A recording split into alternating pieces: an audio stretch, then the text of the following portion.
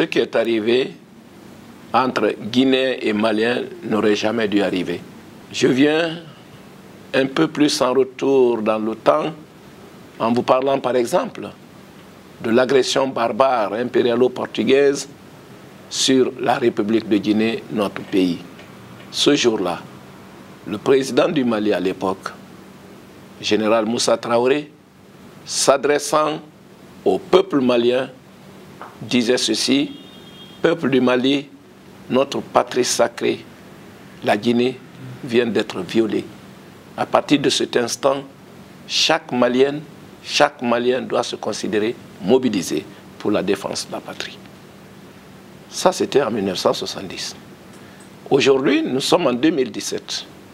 Et depuis déjà 3 ans, les Guinéens, face au drame que la République sœur du Mali est en train de vivre au nord, à travers cette guerre qui ne dit pas son nom, des djihadistes, le contingent guinéen est présent sur le territoire malien, là-bas du côté de Kidal. Un contingent fort de beaucoup de centaines d'hommes, dont malheureusement, beaucoup sont revenus dans des cercueils. C'est aussi cela, la Guinée et le Mali. Que dire alors des derniers événements qui ne se jouent qu'autour de quelques pépites d'or découvertes dans des mines artisanales sur la ligne frontière entre le Mali et la Guinée. Précisément dans la sous-préfecture de Dialakoro, préfecture de Mandiana, dans le district de Kanté de Goubalandou et dans le secteur de Kédiana. Suite à cela, nos 2 gouvernements avaient décidé de mettre en défense la zone litigieuse jusqu'à ce que la solution idéale, définitive, soit apportée, c'est-à-dire celle de la matérialisation des frontières. Le dimanche 26 novembre, il y a eu des affrontements entre des gendarmes maliens et des donzos, entendez chasseurs guinéens. Là aussi, je vais expliquer pourquoi gendarmes d'un côté, pourquoi donzos de l'autre. Sur le territoire guinéen et dans toutes les mines artisanales, régler les problèmes entre miniers artisanaux se fait par l'intermédiaire d'une couche d'artisans mineurs que l'on appelle les tomboloma. C'est du malinké. Malheureusement, ce jour-là, nous avons enregistré 4 pertes en vies humaines de nos frères du Mali. Et parmi les 4, un gendarme. Du côté guinéen, ce premier jour, 3 blessés graves guinéens. Un fusil PMK, 4 gilets pare-balles furent saisis sur, n'est-ce pas, la gendarmerie malienne. Aussitôt que je fus informé, j'ai donné des instructions fermes à monsieur le gouverneur de la région administrative de Kanka, à monsieur le préfet de Mandiana, leur intimant de se rendre sur les lieux, n'est-ce pas, accompagné du commandant de la compagnie d'infanterie de Mandiana, naturellement après que je me sois entretenu avec le chef d'état-major général des armées. Qu'est-ce que je leur demandais en y allant? C'est d'aller entreprendre immédiatement sur les lieux la sensibilisation des citoyens afin d'empêcher l'escalade de la violence.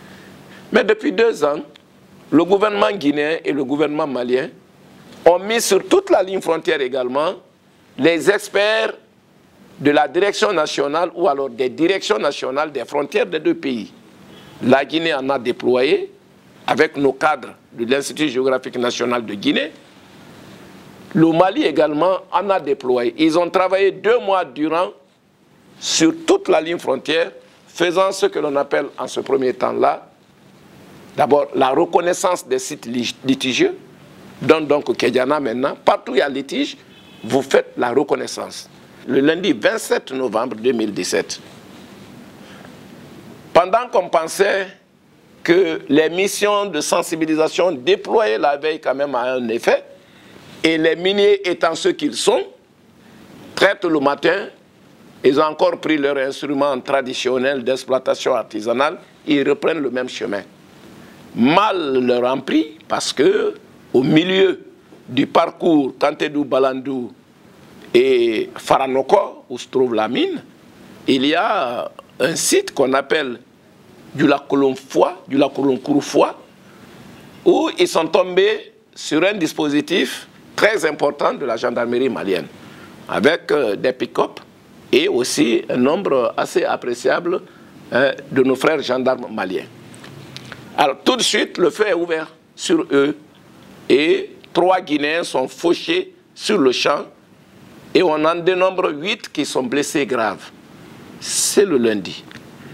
Des 8 blessés graves guinéens, 2 succomberont peu après, n'est-ce pas, de leurs blessures, portant le nombre de morts du côté guinéen à 5.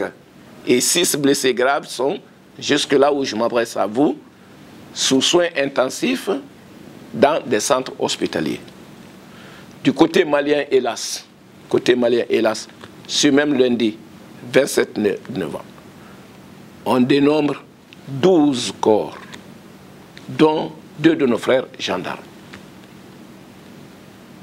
Et dans cette foulée-là, les chasseurs côté guinéen mettent main sur un pick-up de service de la gendarmerie malienne, immatriculé RM 2693, ainsi que 3 nouvelles armes de guerre automatique des AK-47, dont nous avons les numéros répertoriés et tout. Également, main est mise sur un fusil de calibre 12, 4 gilets pare-balles, beaucoup de grenades, un béret de la gendarmerie, une veste militaire, 38 étuis de 7 mm 62 et 2 caisses de grenades lacrymogènes. Dans l'après-midi, l'armée malienne a procédé au retrait des corps maliens et des blessés par vol héliporté.